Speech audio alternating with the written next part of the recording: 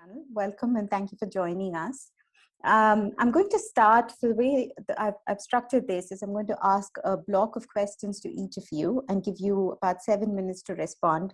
And then we open it out to the audience, but the audience is welcome to put in questions in the chat and we'll monitor that and make sure that they're answered. So starting with Nela, because of the Jordan Compact, which has been quite an important initiative as far as international policy goes. Could you tell us perhaps, what made the Jordan Compact innovative? And has it truly been transformative in the lives of displaced persons? And what do you think could have been done better in, looking back to have made it more impactful? So what can others learn from it? Okay, thank you, Jayashree. Very happy to be here and to be speaking at this breakout session. And I think, as you said, innovation is somewhat of a vague, though very critical term that we often miss the boat on when policy planning. So maybe I'll answer your question in 3 different sections. So I'll start off with some of the positive lessons that we've learned from the Jordan Compact. So I think the first thing is that it showed us that when there is a political will, donor governments as well as international organizations and host governments can come together in a compact to help refugees. Especially with economic and political incentives. So that in itself, I think, showed us that there was the goodwill, and at a very fast pace at that, to make something happen for the well-being of refugees. It also provided an incentive for the Jordanian government in terms of opening up funds and trade and loans that otherwise maybe wouldn't have been possible. So in fact, it was a win-win situation for both. That was one of the first in the region when it came to dealing with Syrian refugee situations. It also showed us how humanitarian and development funding could be combined through the multi-year grants and concessional loans that were given to the government of Jordan. And that were quite high. I mean, if you'll remember, there were pledges of $700 million annually for 3 years for the Jordan Compact. So it was a first in terms of combining humanitarian and development funding through this compact modality for Jordan, for the Syrian refugee crisis. Another thing is that the involvement of development partners in the compact changed the nature of the refugee response in itself in several ways. So for instance, the scale of development finance far outweighed humanitarian funding as it's become a protracted emergency as time has gone by and as the 10-year mark unfortunately has passed on the 15th of March, making it quite a long protracted emergency. The funding of the compact in terms of the mechanisms also, to be quite frank, offered unique incentive structure, such as the new trade agreements, but as well as development plans for the Jordanian government and reform agendas by Jordan for the development partners involved, including the IMF and the World Bank. So again, we have a few positive examples of what came out of the Jordan Compact. Now, on the challenges side, well, the first thing to really note is that in terms of education, as well as access to employment, these were issues that the Jordanian government was already trying to work on with the existing Syrian refugees since 2011. Now, as you'll recall, the compact began or was signed in 2016 in London. So there was a basis for some educational reform, some financial inclusion that the government was trying to implement on the ground. Now, having said that, and despite the considerable progress, there are still a lot of restrictions for Syrians in Jordan in terms of education, as well as formal employment, as of course the findings of FIND have shown. Moreover, if you look at the economic situation in Jordan and the availability of work, that's decreasing as it is. Now with COVID, that has really, really gone up. I mean, we're now facing a situation of 24% unemployment in Jordan. And invisible employment is said to go up to 40%. And for Syrian refugees, it is over 40% in Jordan. Some would say even 44%. So unfortunately, the Jordan Compact did not lead to the financial inclusion and livelihood progress that it had hoped to in terms of its 3-year objectives. We've seen this through Syrians resorting to many negative coping mechanisms, through working in the black market, and through not really giving any priority to buying non-food essentials. So it's become a very basic survivalist kind of mode that is not what the Jordan Compact had intended to do. In terms of the current sectors now that are open to Syrian refugees in Jordan, in terms of work permits, as many of you might note, agriculture, construction, food and beverages, and manufacturing have remained the key working sectors in Jordan, where work permits have been more easily given to Syrian refugees. Now, having said that, there hasn't been an expansion on these sectors, and there are many highly educated Syrian refugees and highly skilled Syrian refugees who could have given more to the economy as well as to their own economic well-being had they had that chance.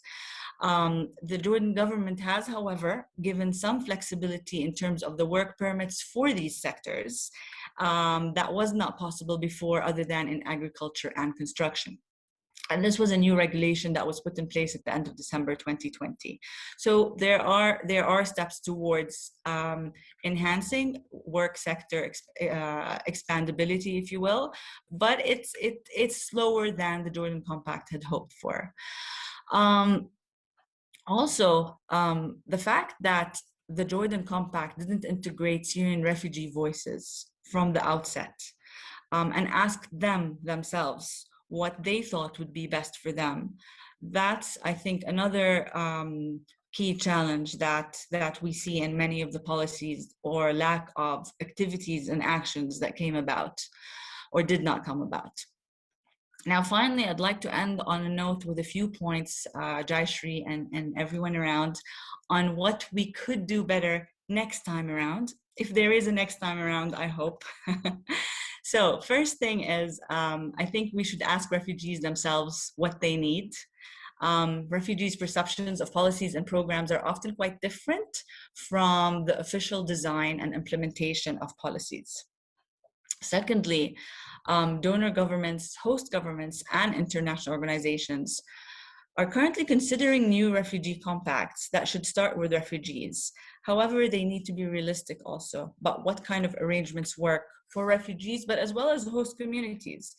And again, I go back to the point here that Jordan has been suffering economically for years on end, prior even to the refugee crisis and prior to COVID. And now that's expounded. So a realistic approach to involving refugees whilst balancing it out with local host communities' financial, economic, and emotional well-being needs is crucial, I think. Another thing that we could learn for future is how we could involve civil society organizations more and CBOs. The good thing and maybe the bad thing about the Jordan Compact is that it was put in place in a matter of months. So there wasn't enough time to involve all stakeholders. And I think there wasn't that perspective as there has been in recent years to involve more community-based organizations and civil society organizations. So that to me is crucial. I think they should be at the table, at the negotiating table from the very beginning, representing the host communities and refugees in terms of their targets, their needs, and required activities. Another thing we need to do is understand structural constraints. The policies, again, should be consistent with the local labor market. So for example, we need to take into more serious consideration the economic situation, but also the unemployment issue in Jordan. Now, having said that, we also need to change the lens, the way we look at Syrian refugees. Often as international NGOs, as donors, as academics, we look at them as aid recipients. We look at them, and I speak for myself as well as for others, oftentimes we look at them as figures, despite the fact that they have faces, they have emotions, they have feelings, they have needs. So I think we need to look at them differently, and we need to look at them as contributors to the Jordanian economy that are proactively contributing. So not as a burden, but rather as an active supporter of the Jordanian economy. I think we should also be looking at the indicators of how we measure progress. And to what extent they can improve the daily lives of refugees. So again, it's about humanizing Syrian refugees, whether it's in the policies that we put together for them, or whether it's in the way we measure actual progress, not just quantitatively, but qualitatively. So I think that's another key issue. And finally, we need to be realistic. Compacts need to be realistic about what can be achieved in the short run, and a longer time frame is needed to implement actions and objectives and targets of any new compact policies that we have. As challenges in the wider environment can really limit the effectiveness of what is happening, be it COVID, be it climate change, which is another factor, be it the fact that this is a protracted situation and we're looking for durable solutions. We need to have a longer time frame for actually being able to implement any of the policies that we set out at the beginning. And having said that, to have a gender approach to refugees where really we take into account women empowerment and gender balance in policies from the very beginning. So all in all, I think the Jordan Compact was a good first round. It did achieve a lot, but it wasn't realistic in its expectations or its involvement of the local community or CBOs or Syrian refugees themselves. So we've got a lot to learn from, and I hope we can do it better the second time around. Thanks, Naila. I think that those are great points. And I'm actually going to pick up on one of the points that you mentioned about this need to view people as contributors. And when I segue to Helen, because Helen, I think at CGD, you've been pushing for two different kinds of policy moves that can be considered innovative. And one of these is Colombia's regularization of Venezuelan refugees, but the other one is skills partnerships for migration. And I was wondering if you could tell us a little bit, because it seems to use this lens that Naila just spoke about what are these two approaches? What is exciting about them? And what is it that made Colombia make, or choose such a decision? How did they come about? Because, is there a model there that other states can replicate? Well, thank you very much, Jayashri, and it's lovely to be here today and talk to you all. Let's start with the first development you talked about, which is Colombia's recent regularization decree. So over the last couple of years, we've been working with Refugees International to expand economic inclusion for refugees and forced migrants, very along the lines of what we just heard about, recognizing them as economic contributors. And one of the countries that we've been working with is Colombia. What's interesting is from day one, the Colombian government sought to facilitate the full economic inclusion of its Venezuelan population. And they said they were doing this for three broad reasons. So firstly, solidarity. So obviously during Colombia's civil war, Venezuela hosted many Colombian refugees. Secondly, vulnerability. So helping Venezuelans, support themselves. And thirdly, was actually just about a practicality, a practical point. It was a way to ensure that Venezuelans contributed to Colombia's economic, social, and cultural growth. But despite this admirable position, we saw that integration proved very difficult in practice. So initially, the government created a work permit called the PEP, which granted 2 years of regular status, work authorization, and access to public services. But this wasn't a silver bullet. So many Venezuelans found it hard to access due to various requirements. And crucially, employers didn't understand what rights the PEP conveyed, which reduced Venezuelan access to the labor market. So in January 2020, the government created a new work permit called the PEP-FF, which allowed Venezuelans in an irregular situation who had a formal job offer to regularize their status. But again, the PEP-FF came with several challenges. It was tied to an employment contract, it couldn't be extended to family members, plus it was time limited. So eventually Venezuelans would be plunged back into irregularity. So basically the Colombian government sought to simplify the whole system and make good its promise to facilitate full economic inclusion. So in early 2021, it introduced the Temporary Protected Statute for Venezuelan Migrants, or the EPTV, which basically regularized the majority of Venezuelans in Colombia for the next 10 years. This would reduce confusion and uncertainty, reduce the risk of exploitation and abuse, and improve socioeconomic integration. Now, your question about whether other states could replicate this model, obviously, yes, they could. But I would posit they're probably unlikely to do so for two reasons. I think, as I said before, Colombia and Venezuela share a long migration history. So there's already that relationship there that maybe doesn't exist within other states. But I think almost more importantly, on average, Venezuelans are more educated and more skilled than Colombians. So Colombia had a lot to gain in supporting the economic inclusion of these migrants. And in other situations, I mean, to be perfectly frank, it may not be as clear-cut or the benefits as obvious. And so now I'm going to turn to the second policy development you mentioned, which is skills partnerships for refugees. So as you mentioned, at CGD, we've been working for about a decade now on implementing pilots of what we call our global skill partnership model, which is basically a bilateral migration agreement that builds needed skills and facilitates mobility. So let's take an example. Let's say both the UK and Nigeria need more nurses.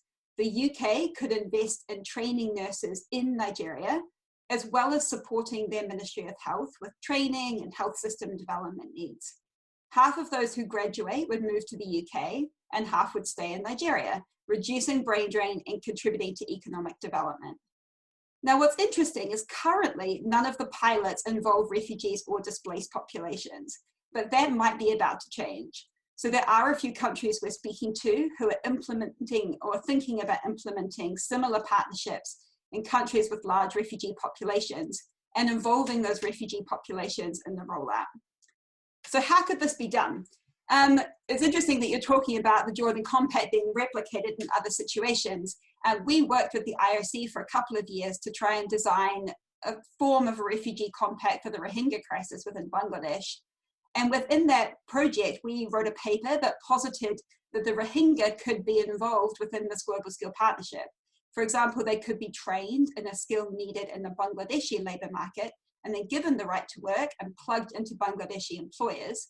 And Bangladeshi host communities could access these trainings as well, and then perhaps move to a country like the UK, Japan, China, or another destination country.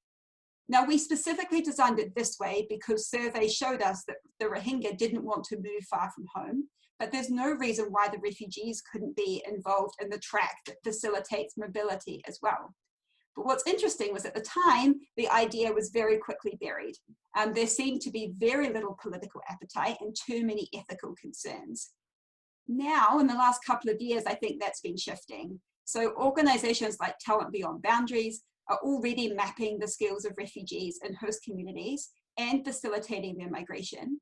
And as an example, the UK's recent new plan on immigration even highlights the need to help refugees access labor pathways, legal migration pathways, rather than claiming asylum. Now, there are definitely huge ethical issues with engaging refugees in a partnership like this.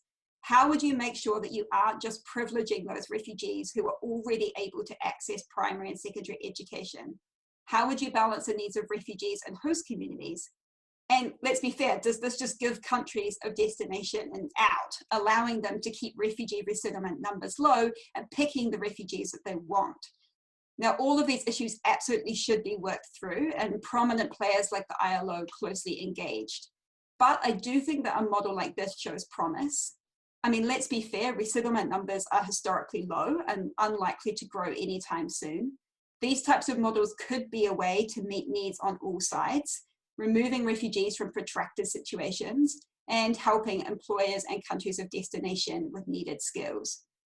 So to finish, I want to kind of clarify what I find exciting about these two innovations. So I've got three things and then I'll finish. Firstly, they've recognized the reality of refugee situations today. Most likely, refugees will be in their host country for 10 years or more, and they're unlikely to be resettled. Both approaches try to make the best of this bad situation. Secondly, they put the power in the hands of refugees themselves. They help build their skills and education. They enable them to support themselves, their families, and the economies of their host countries. And finally, what's interesting is they're being very carefully implemented. So the Colombian experience shows that it's very difficult to get things right from day one, even with the best of intentions, especially in an unprecedented situation. Undoubtedly, skill partnerships for refugees won't get all things right either. Start small, pilot, evaluate, and scale the approaches that work. Be willing to change course, adapt, and respond to ever-changing situations. I personally think that's how we can encourage more sort of quote-unquote innovations in this space. And thank you very much for having me. Thanks, Helen. We're actually going to shift now from the policy space to a more practical, operational angle, but very much linked to some of the issues that you pointed out. So Karim, I'm going to turn to you and ask you about skill labs and what you're doing there to help refugees or to help people turn their skills into careers. So tell us a little bit about the innovation there, the wins that you've had, the challenges, and how you get past some of the political will challenges that Helen just referred to. Sure. Thank you so much, Jayshree, and thank you also to the other panelists. I already feel smarter after listening to the first two panelists speak. So as to my organization, Skill Lab, and our approach, we're a very relatively small startup company with a pretty ambitious mission. What we've set out to do is to leverage technology, specifically artificial intelligence, to help make labor market systems more inclusive for refugees, migrants, and a whole host of other communities who oftentimes find themselves marginalized and at the fringes of their local economies. And the way that we do that is through what we call skill profiling for job and education matching.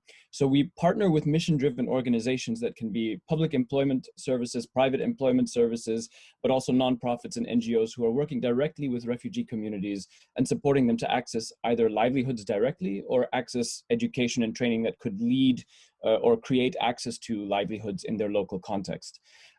Concretely, the way that we do this is through what we call a digital skill profiling solution, which we have built that uses artificial intelligence to help a person to capture and document and express their skills to both employers and critically to employment intermediaries.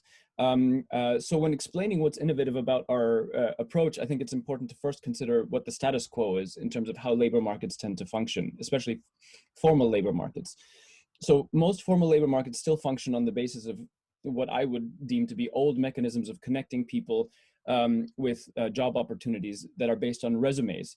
And those are full of what we call oftentimes abstractions, which are used to signal a person's abilities. So for instance, specific degrees from specific universities, certificates or certifications from issuing institutions, or a past job at a recognizable company with a brand name that other employers would know, are all things that show up in a resume, which is the first thing that employers tend to see when considering a person for a job. But these degrees, job titles, and brand names signal certain qualities that a job seeker might have, but can also be quite exclusive. They work very well for a certain part of the population, but extremely poorly for others who do not have access to those brand names, those degrees, those certifications.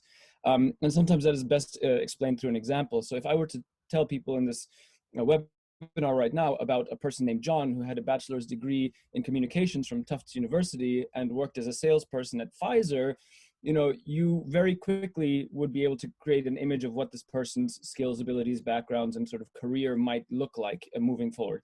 But if I were to tell you about Ala from Gaza, who had to leave Gaza during a war in 2014 before he was able to complete his studies at a university that nobody in this room has heard about before, and fled to Belgium, where, while waiting for a work permit for multiple years, he volunteered extensively with multiple nonprofits, most of whom are unknown to the broader public, helping them to lobby in the EU for progressive human rights policies abroad. Let's just say, no complete degree, no actual formal job title.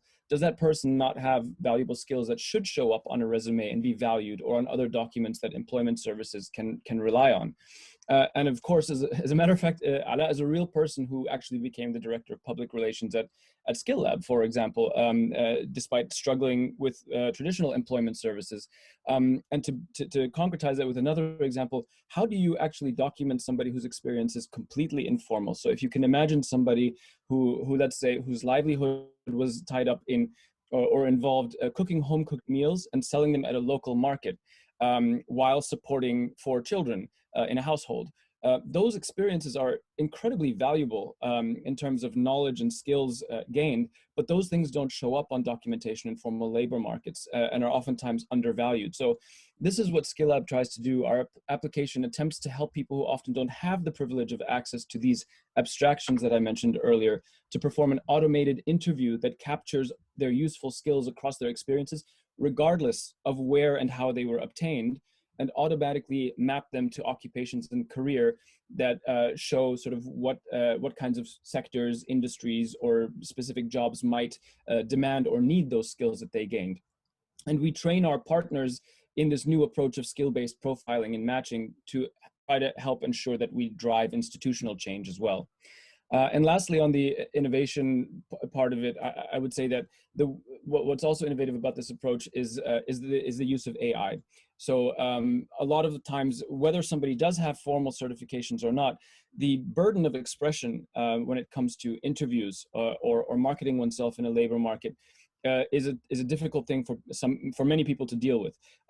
Asking somebody, what are your experiences, what are your skills, as an open-ended question is tough, especially for individuals who have not been trained, as many of us have, in self-promotion, self-marketing, and career sort of planning, right? So people with great experiences, great skills, whether they're formal or informal, oftentimes, will give you a one-word answer that says, I'm good at business, sort of, and the AI that we use really facilitates the exploration of a person's past experience, and granular detail captures what kinds of tasks they performed, what kinds of knowledge they learned, et cetera, in order to help them to express and put all of that information on paper and present them in a structured fashion through international sort of translated CVs that employers would expect to see. And to the second part of your question about some of the wins that we've had and some of the challenges, I myself am an extremely impatient, passionate person, so it's easy for me to rattle off the challenges and to ignore the wins, but there have been significant wins in the 3 years since our existence. And I would say, I would categorize them into 3 main levels. The first, which I consider to be the most important, is the individual level. So we consistently gather direct feedback from the beneficiaries of our partners that use our solution to get from the horse's mouth information on how valuable this is to their life. And that's overwhelmingly positive across all of the contexts that we work in Europe, in MENA, in Sub-Saharan Africa, and Latin America, et cetera. But on a more concrete level, our partners also are increasingly successful in using our solution to improve their services as far as placement is concerned. And so recently, for example, a partnership that we had with HIAS, the Hebrew Immigrant Aid Society, working within the context of the Venezuelan migration crisis in Panama, Ecuador, and Peru, ran a pilot with us and found as a result of this pilot that 80% of individuals who created skill profiles with our solutions within their livelihoods programs were either placed in a training program commensurate with their skills, or an employment program that was commensurate with their skills. And specifically, individuals that were referred to employers for job applications, a quarter of them were employed after 1 month. Now, I know a quarter doesn't seem like a high number, but when we consider the distance to labor market of the target community with which our partners were working, this is nearly double what they saw without the use of the skill profiling tool. So we also see sort of more traditional monitoring and evaluation metric related success. The second level that I would say that we see wins is, and also from my perspective, the second most important level is on the partnership level. So a year ago, Skill Lab was a startup with 5 people based only in Europe. And a year later now, we're working in 4 different continents, in 24 different countries, I believe, at this point. We have users that use our application in 11 different languages currently, and we've been able to grow our partnerships with great mission-oriented organizations that are helping us to sort of bring this new approach and institutionalize it. So one of our most important partnerships, and perhaps the most valuable one that we have, is with the International Labour Organization itself, which is increasingly promoting us as a mechanism for recognition of prior learning, not only for refugees, but also for other marginalized communities. And then lastly, and I won't speak much about this level because I think it's the least important for us, but it's awards and recognition. So, being able to be recognized and validated through things like winning a Google AI for Impact Challenge, or, GovTech, startup challenges, and so on and so forth. We're always, that's not operational in nature, but it is validating to see that experts in both the field of technology and social impact are recognizing the potential and the impact of this work in its early days. In terms of challenges, and I'll try to be relatively brief because I know we have only 7 minutes, but the challenges are many. I could probably list 100 challenges here. I'll try to focus on the most salient ones. From an operational standpoint, the most consistent challenge for us is the quality and human centricity of the service providers that are delivering the services to the marginalized job seekers in the first place. Even though we are a technology company, we're under no illusions that technology itself is the panacea and that will solve all of the problems. If not embedded in quality career, education, and employment services that are designed with the individuals in mind, the potential effect of this technology is limited, of course. And I find that a lot of the organizations that we reach out to and explore partnerships with initially, particularly in the European public sector context, are focused oftentimes on the wrong things. They're focused on concrete placement numbers, which yields, for example, the phenomena that everyone here I think is familiar with, especially in the European context, of individuals who spent 20 years in law as a lawyer, let's say, bagging groceries or driving a taxi in their new host country for multiple years. And the reason that we see for that is that, I don't know if you've ever seen that, heard the expression of, to someone with a hammer, everything looks like a nail. If you have an employment program that is successful in placing individuals in a particular employment track, you place everybody over there because you're most likely to get the numbers that you need. And there's less focus on quality, holistic quality and sustainability of placement that really takes the individual person into account. Then there's, of course, the elephant in the room, where we see the most successes, of course, in countries with progressive policies related to right to work. So we always mention to our partners, of course, that the criteria for success for using our solution with individuals is that individuals should be ready, willing, and able to work. And that means a whole host of different things. It could mean also ready, could mean that somebody is not in a state of psychosocial trauma whereby they're not prepared to work just yet. Or it could mean also the ability to work, meaning legal ability to work, right? But we've actually increasingly seen through feedback from our beneficiaries and users that even those without a right to work find the exercise of long-term career planning on the basis of exploring their skills and understanding labor markets, global labor markets, is still beneficial to them, even if they're not allowed to work immediately, because it enables somebody to plan long-term in terms of skills development and career goals. And then lastly, I would say digital literacy. Surprisingly, though, not for end users. Yes, we do work in several contexts, including most recently, for example, in Dadaab and Kakuma refugee camps in Kenya, where a lot of the people who use our tools might have less digital literacy than people in other contexts in which we work.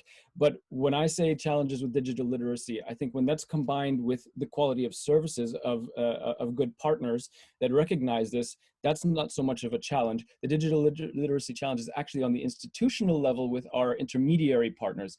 Are these partners willing and able to embrace innovation, digitalization, and sort of change their programming in order to have a greater effect and leverage the potential impact that scalable technologies can give them? And in many cases, that's not the case. It's hard to engage in change management at that level, really. So I would stop there, and happy to expound on any of these points moving forward in the Q&A. Yeah, I think we're already getting a lot of questions, but I just want to move to Nat, because Nat, I think you're doing an important thing by, well, we started off by saying that financial services are necessary but not sufficient. But I think, there are these two, well, the two are like a tango. So why don't you tell us about Leap Global FinTech and the innovations there, and what makes it really transformative in the lives of displaced persons? And then if you can all put in your questions in chat, I will collate it. Thanks, Nat. Wonderful. Thanks, Jayshree. Thank you so much. And thanks for inviting me, and wonderful to be part of this panel. And Kareem, I hope we can follow up later too. I'd love to use your services for our company. But my name is Nat Robinson, and I'm the co-founder and CEO of a company called Leaf Global FinTech. And my co-founder, Tori Samples, I think was also here as well. And we are working with refugees and migrants globally to help people safely store and transport their cash across borders. So we're a for-profit company that has designed a solution to solve that specific problem that we noticed globally of someone who's displaced and fleeing conflict and carrying cash with them in many cases across borders, and being robbed along the way. It's very dangerous, very inconvenient, very difficult to then access the formal financial institutions in whatever country someone may be going along their way. And yet there's some wonderful solutions available and innovations in technology that can solve this. And so my co-founder and I had spent a lot of time working with refugees. And as you mentioned, my background is in financial services in Kenya and microfinance. And my co-founder, Tori, had been working with refugees in the US for about 15 years. And her background is in technology as a database architect. And so after spending time working and speaking with refugees within East Africa, we noticed that mobile money is a substantial solution that's used in every country pretty much in East Africa. It's similar to Venmo or PayPal through your mobile phone, yet it doesn't cross borders very well. So as soon as someone leaves, for example, Congo, they may have a mobile money account with Orange, and then they cross that border into Rwanda or to Uganda, and they can't access those funds that they may have on their phone in MTN or Airtel in another country. And so we've designed our wallets to be interoperable across all of those telcos so that a refugee can deposit funds in one country in the similar manner that they're used to in using mobile money. They can then cross that border safely without carrying cash. They could even lose their mobile phone. And then when they get to that next country, if it's Rwanda, Uganda, or someplace farther,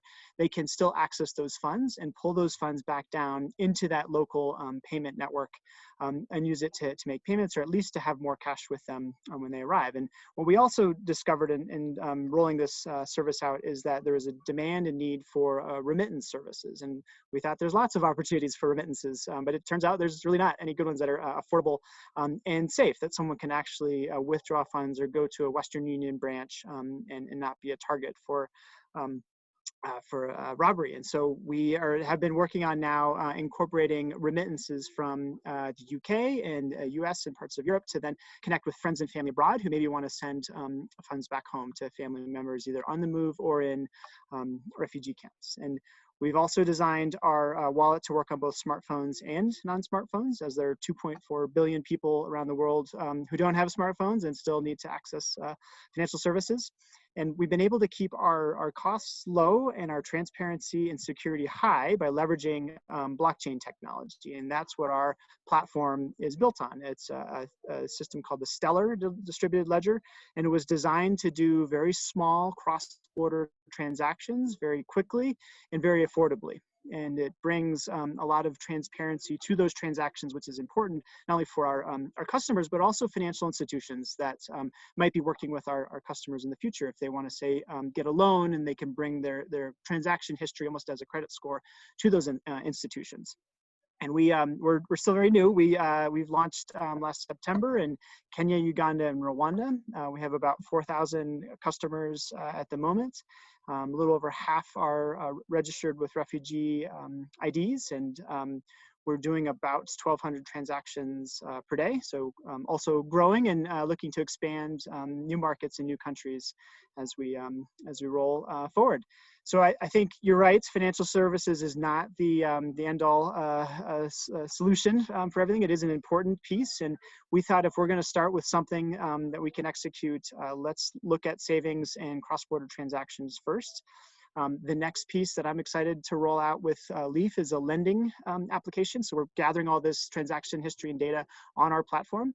We can use that for a credit score to then evaluate someone for a loan. And in particular, I'm a very supportive of the asset financing model or providing loans for assets. So motorcycles, dairy cows, equipment, anything that can help generate income for that individual running a business, but also can act as collateral. So it's a nice way of being able to come into a community, provide an asset in a way that's responsible than just traditional lending, and help generate that income. And that's what I saw a lot with my work in Kenya. And so we've been slowly piloting and testing that in Kiziba, one of the refugee camps here in Rwanda. I'm in Kigali at the moment, and been working with some of the refugees that we've been connected to for a long time in that camp. And what we've also noticed is that there's a question about marketing and getting trust. I'll answer real quickly because it's a big one, and especially in the time of COVID when we can't be out there in person as much selling our services and convincing people that we're trustworthy and you can get your money back off of our wallet once you put it on. We've been working with young refugee community members in some of the camps in Rwanda who are digitally literate and have smartphones and are looking for work but can't get jobs. We've been training them to be our sales agents and community agents to help register their family members and friends, tell them about our services, and be a little bit of that frontline support too. And so that's been actually really effective at earning that trust and getting customers. It's this agent model, almost like an Uber model. All you need is a smartphone. You download our app. We'll go through the training, and then they can go and register family and friends and get a commission for those services. So that's worked so far in our markets. It's a little bit slower to scale than I think traditional digital marketing, but has been effective. And I think I can end with some of the challenges. As you can imagine, we have a lot of challenges. We're moving money across borders. We have a less documented population. There's lots of regulatory issues. We picked a very difficult one to use, and we're using a new technology that not very many people understand, and it's not as tested. But with all those challenges, we made a lot of progress on many of those. I think we still struggle a lot with, and I think this is where we need help with the policy partners, especially around identity and being able to open an account, a bank account, or in our case, a mobile money or savings account still requires a national ID and one that's not expired. So that is going to continue to be a challenge in some of our markets and countries. We've been trying to innovate to find solutions around this, but between 50 and 60% of our potential customers as refugees either don't have an ID, have lost it along the way, or have an expired ID or UNHCR ID that does not allow them to access our services or any financial institutions' services. So those are some of the things we're actively tackling. Thank you, Nat. I have lots of questions, and I've been getting a lot, but a broader question to all panelists, I think, which Radha has raised, which is, this issue of political will. She says that we need to focus on the election cycle as much as smart policy prescriptions. And do you have insights from your own work on how to engage in political or public discourse influence? And that's to all panelists, and I'll just come to the other questions in a minute. So anyone? Shall I go first? Okay, thanks, Radha and Jayashree. I think that's a very important question. And I think in terms of our own experience as IRC and our IRC office in Jordan, we've been doing a lot of advocacy directly with the government through one-on-one conversations, but through also integration in terms of national scale meetings or INGO meetings that we try to involve them in. We see ourselves, I think, as an INGO, as a bridge between the local CBOs, local NGOs, the community, and the government, or at least that is what we're trying to do in terms of policy advocacy. And we're very proactive as an organization as a whole in terms of our social media communications, as well as our media outreach to try to influence public opinion positively, to make them more aware of what the refugee issues are, and how governments can really be our partners, as well as the local population and the public in these partnerships for change. So I mean, you know, for instance, we had recently a panel discussion on the 15th of March to mark the 10th year of the Syria conflict, where we try to involve all the partners involved with us as IRC, but who are really working on the ground on the different issues. So we had representatives from the Ministry of Labor, from the Greater Amman municipality, from UNHCR, from one of our local partners that helps in terms of job matching and job placements for Syrian refugees that we support. As well as NRC, which is a key partner INGO in Jordan and in the region. And we had a very interesting debate about financial inclusion, actually, and about what progress and challenges remain. And we're thinking of hopefully having a task force with these partners to follow up on what better policies can serve Syrian refugees as well as the host community in Jordan. So, the key word here really for us has been outreach and partnerships for change. I would be happy also to add to this the perspective from a very, very different perspective from a different kind of company, which is a startup, that has no, let's say, advocacy weight as INGOs tend to have, for example. And I'm a little bit nervous that this is recording now because I'm sort of airing out dirty laundry a little bit. But the truth is, organizations like mine are private. That means we are for profit and we rely on sales in order to generate revenue. And that oftentimes involves selling to organizations or governments where there is not a political will to support refugee livelihoods on a let's say a moral or ethical level.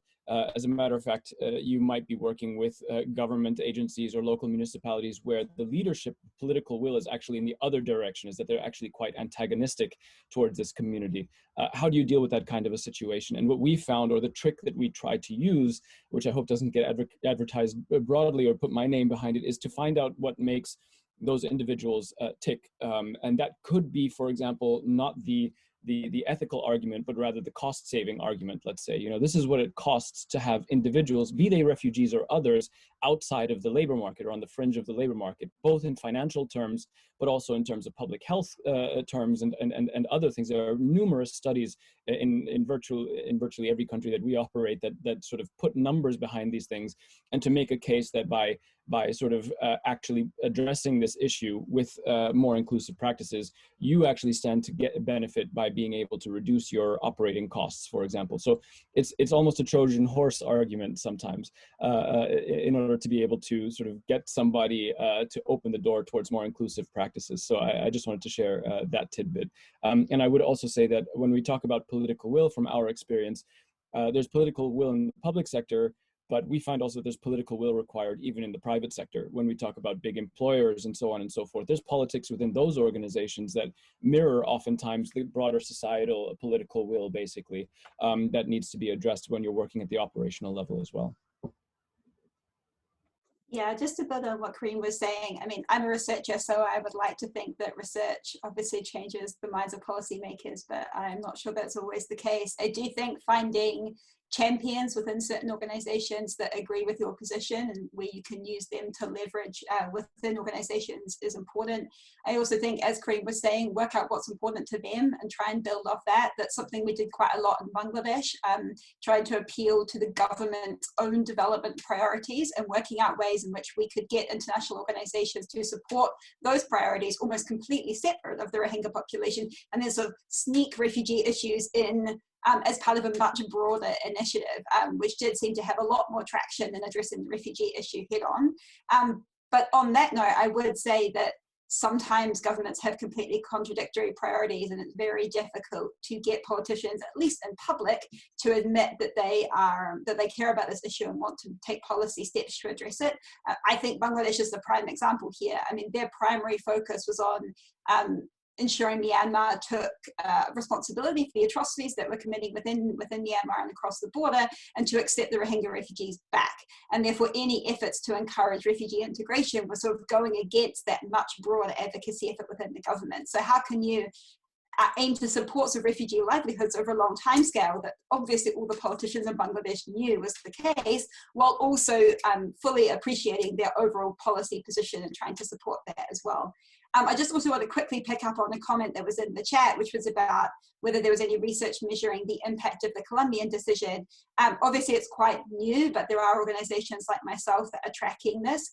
What's great in Colombia is that they have an impressive data collection effort. So they include Venezuelans within their labor force surveys. So we know a lot about the roles that Venezuelans are doing, how much they're earning, whether those roles are commensurate with the skills that they have, with the education level that they have. And therefore, we can do end-to-end surveys to see whether things have improved since the regularization.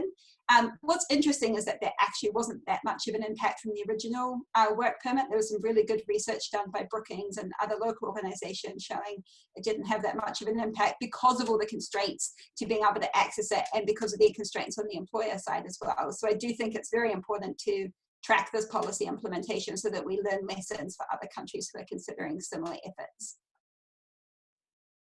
Thanks, Eden. I feel I can write a playbook on all of your influence strategies. But I'm just going to ask Bernhard to ask his question, and then we can go to Yosha.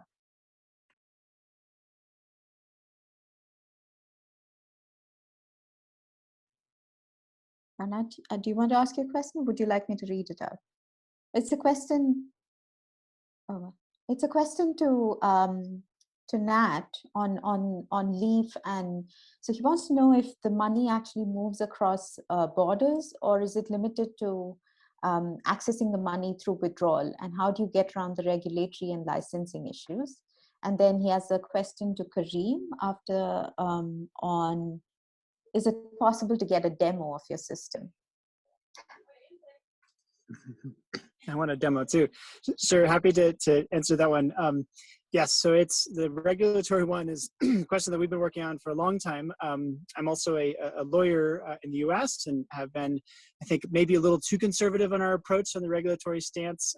But in theory, yes, the money doesn't actually move across borders. The system that we've created, we generate what's called a stable coin when somebody deposits funds in one country in one currency. So that's pegged one-to-one. It's very similar to how mobile money operates, but it's easier to then exchange between different currencies. And then when somebody wants to withdraw or redeem that token in another country, they would exchange that for local currency. So it's in a sense, not operating on the similar system as mobile money or as money transfer. And it's works really well for East Africa. I think as we're starting to move beyond East Africa and different regulatory regimes, it's not going to be quite as straightforward.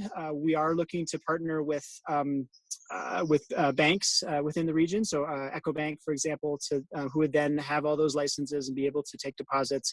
That would allow us to really expand to more countries and have a bit more of that regulatory coverage. And I think I spoke a little bit about how we're building trust and incorporating the voice of refugees in our work and our product work, but also we employed several of the refugees from our regions to work with us, who are regularly in touch with our customers. So that's really important for us to continue to leverage as we roll out those services.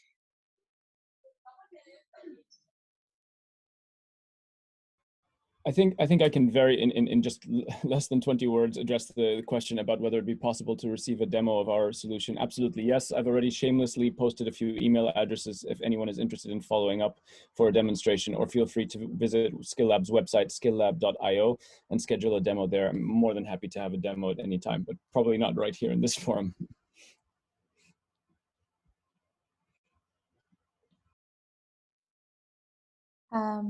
I'm not sure if anyone else has questions, otherwise, because I can't see a show of hands. Yeah, there is a question from Daud. Daud, do you want to go ahead and I think it's to Nehla and Helen.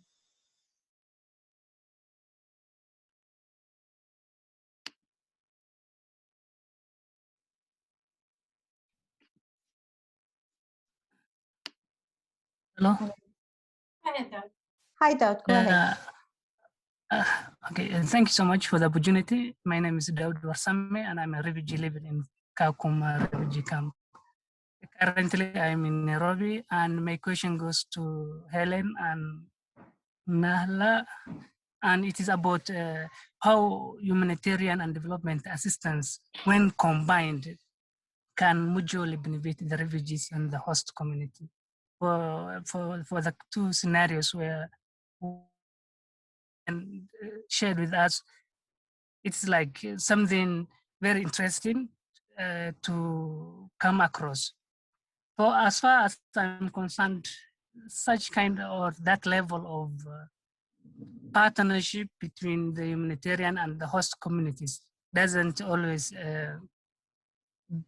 or cannot be reciprocated within Kakuma camps or Dadaab camps in Kenya. For instance, majority of the host community living in a very extreme situation, or they are poor and they are very vulnerable. Similarly, the refugees do not have resources, or even if they have the ideas, they may not have that capacity to implement whatever they have because of lack of funds, lack of development, resources, all that. So how can these two scenarios where the Colombia and the Jordan and Colombia, where the combination of humanitarian and the development assistance have been at some level been tested and implemented, how can we reciprocate such kind of projects in Kenya, particularly Kakuma refugee camp? Yeah, that's my question.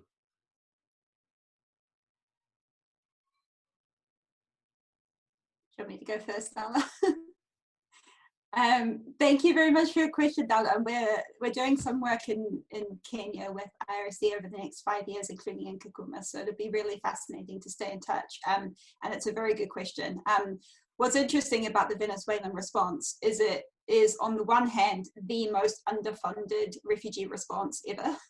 So there is very little humanitarian financing going into countries across Latin America to support Venezuelan refugees. On the other hand, a number of the countries that are hosting refugees, like Colombia, were already middle income, and they had both funds at the government level, but also infrastructure and sort of coordination mechanisms that could be used. But I mean, Colombia didn't have a refugee policy before the Venezuelan influx. They did have to create a lot of these services and structures from scratch. And that's when I think I come back to the political will point.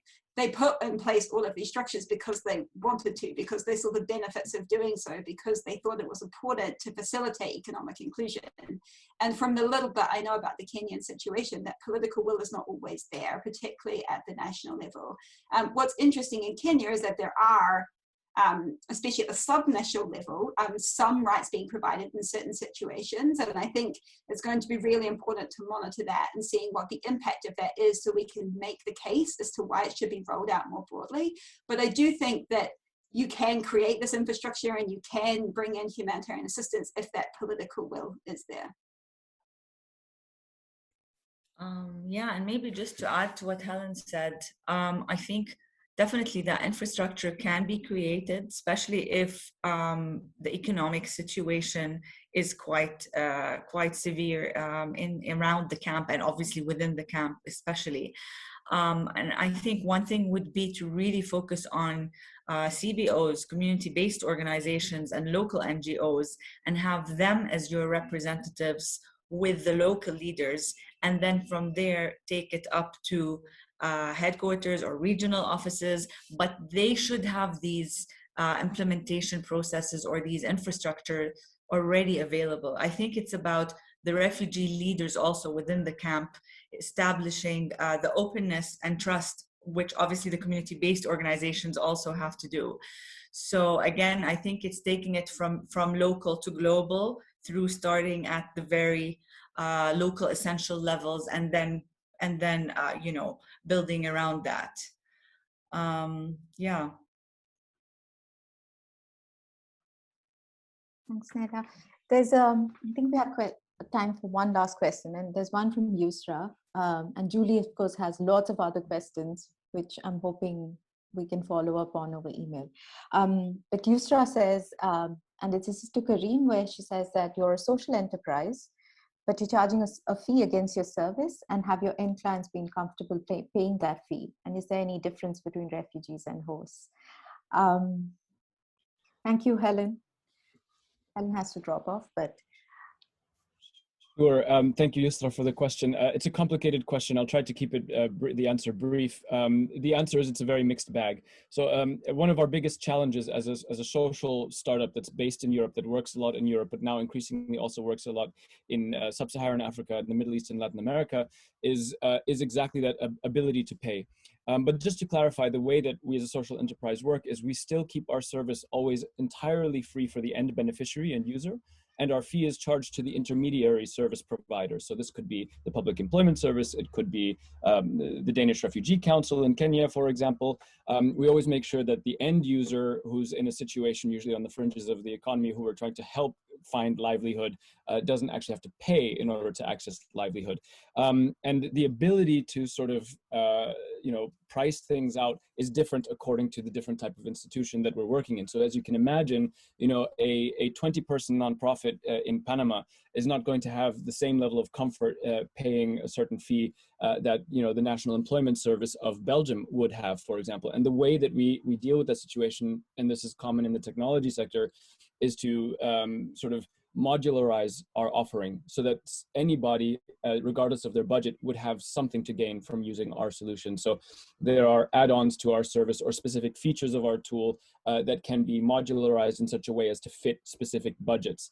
And the same is true also for our level of service. So when I mentioned earlier before, one of the toughest things that we have to deal with is the change management involved in digitalizing a service and taking a new paradigm approach to skill profiling for livelihoods. And that can be very sort of heavy in terms of actual support required. And a lot of organizations might not be able to afford that level of support, but they should be able to use the tool at a very, very low fee. So in general, I would say that it's always, yes, we do come across organizations or partners that are more sensitive to different prices and fees, but generally speaking, I'd say that we have quite a broad tent in terms of who we're able to serve as partners, given that our modular service offering. Thank you, Kareem. We are out of time, but this has been a fascinating panel and I learned so much. So thank you to all the panelists as well as the participants for all the great questions and the responses. Yeah, and I'm excited about learning about, what goes on both at Skill Labs as well as, the other initiatives and NAT. We need to connect after this. I think there's a message from Chloe which says that the rooms will be closing in 4 minutes, but I think we are done unless Julie wants to say something. I just wanted to say thank you, and we have a break now, so I think this is a great place to pause. So.